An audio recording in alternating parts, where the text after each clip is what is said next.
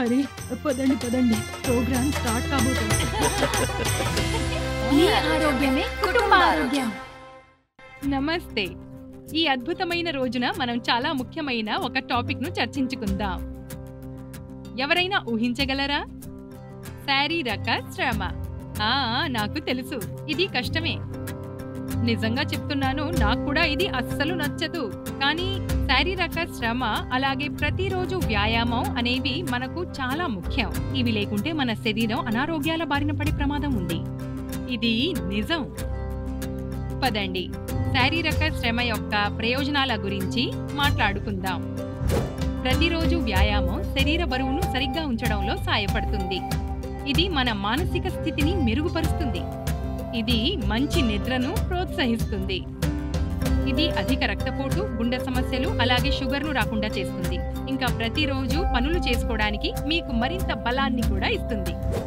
ఇప్పుడు ఈ ప్రయోజనాలు తెలుసుకున్న తర్వాత మీరు ఆలోచనలో పడవచ్చు, ఈ శారీరక పనులు ఎక్కడ చేయాలని. అస్సలు కంగారు పడకండి, నేను చెప్తాను.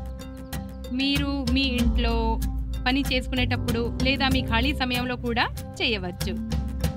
ఉదాహరణకి మీ యొక్క రోజువారీ పనులు. రోజు కావాల్సిన సామాన్ల కోసం దగ్గరలోని షాపుకు నడిచి వెళ్ళవచ్చు. మీరు చిన్న చిన్న దూరాలు వేగంగా నడవడం, మెట్లెక్కడం, సైకిల్ తొక్కడం, యోగా చేయడం, పిల్లలతో ఆడుకోవడం, బయట ఆడే ఆటలు వంటివి, అంటే క్రికెట్, బ్యాడ్మింటన్, అంటే ఇటువంటి పనులు మీరు కనీసం 30 నిమిషాలు చురుగ్గా చేయాల్సి ఉంటుంది. ఇవన్నీ అలాగే 66 సంవత్సరాలు మరియు పైబడిన పెద్దలు అయిన మన ప్రియమైన ప్రేక్షకుల కోసం నేను మిమ్మల్ని మర్చిపోయానని అనుకోకండి.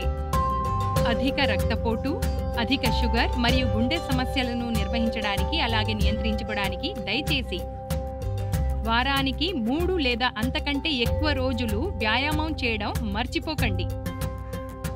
ఇది మీలోని సత్తువను పెంచుతుంది. అలాగే ఎక్కువ సమయం మీరు చురుగ్గా ఉండగలుగుతారు. ఇది మిమ్మల్ని నిలకడగా ఉంచేలా మెరుగుపరుస్తుంది. పట్టు తప్పి పడిపోకుండా ఉండేలా చేస్తుంది. ఇది జ్ఞాపక శక్తికి సహాయపడుతుంది. అంతేకాకుండా రాత్రి మంచి నిద్రను కూడా మీకు ఇస్తుంది. దీంతో నేను ఇవాల్టి షోను ముగిస్తున్నాను. బాగుంది, ఈ షో చాలా బాగుంది. పదండి వెళ్దామా? ఎక్కడికి? ఓహో, అవునవును, పద వెళదాం. కానీ ఎక్కడికి? మేము వాకింగ్ చేయడానికి వెళుతున్నాం. నేను కూడా వస్తాను. మీ ఆరోగ్యమే కుటుంబ ఆరోగ్యం.